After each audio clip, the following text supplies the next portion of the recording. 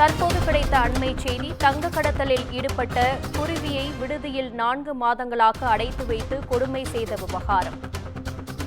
இந்த வழக்கில் ஏற்கனவே 4 பேர் கைது செய்யப்பட்ட நிலையில் விடுதி உரிமையாளர் இம்ரான் கைது செய்யப்பட்டிருக்கிறார். சாஜி மோன் என்பவர் கடந்த 4 மாதங்களாக சேப்பாக்கம் தனியார் விடுதியில் அடைத்து வைக்கப்பட்டிருக்கிறார். அண்மை செய்தியாக பார்த்துக் கொண்டிருக்கிறோம்.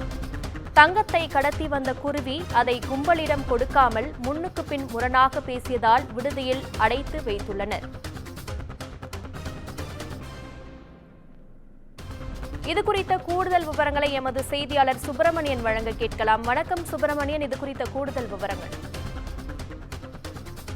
கன்னியாகுமரி மாவட்டத்தைச் சேர்ந்தவர் சாஜி மோன். இவர் கடந்த 4 மாதங்களாக திருவல்லிக்கேணியில் இருக்கக்கூடிய ஒரு லாட்ஜில் தங்கி இருந்து வருகிறார். இவரை குருவியாக சிலர் பயன்படுத்தி தங்க கடத்தலில் ஈடுபட்டு வந்ததாக தகவல்கள் தெரிய வந்திருக்கிறது. குறிப்பாக சாஜி மோன் குருவியாக ஒருவரிடம் பணியாற்றியிருக்கிறார்.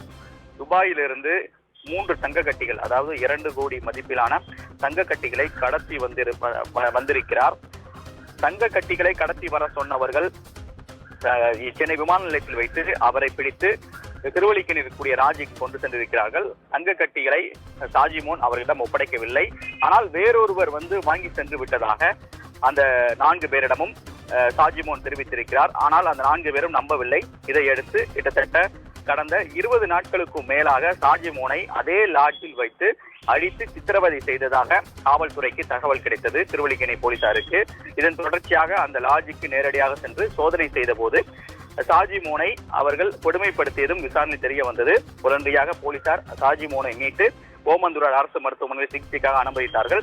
விசாரணைக்கு பிறகு சேப்பாக்கத்தைச் சேர்ந்த ஆசிப் பயஸ், அண்ணா சாலையைச் சேர்ந்த முகமது ஆலிம், அதே போல ஒடிசாவை சேர்ந்த வருண்ரதாஸ் மற்றும் மதுரையைச் சேர்ந்த கோபிகண்ணன் ஆகிய 4 பேரை போலீசார் கைது செய்தார்கள். இதில் ஒருவர் லாட்ஜுடைய ஊழியர் என்பதும் விசாரணை தெரிய வந்திருக்கிறது. அது மட்டுமல்லாமல் இந்த தங்க கடத்தல் சம்பவத்தில் ஈடுபட்டது அந்த லாட்ஜுடைய உரிமையாளர் இம்ரான் என்பது தெரிய வந்தது.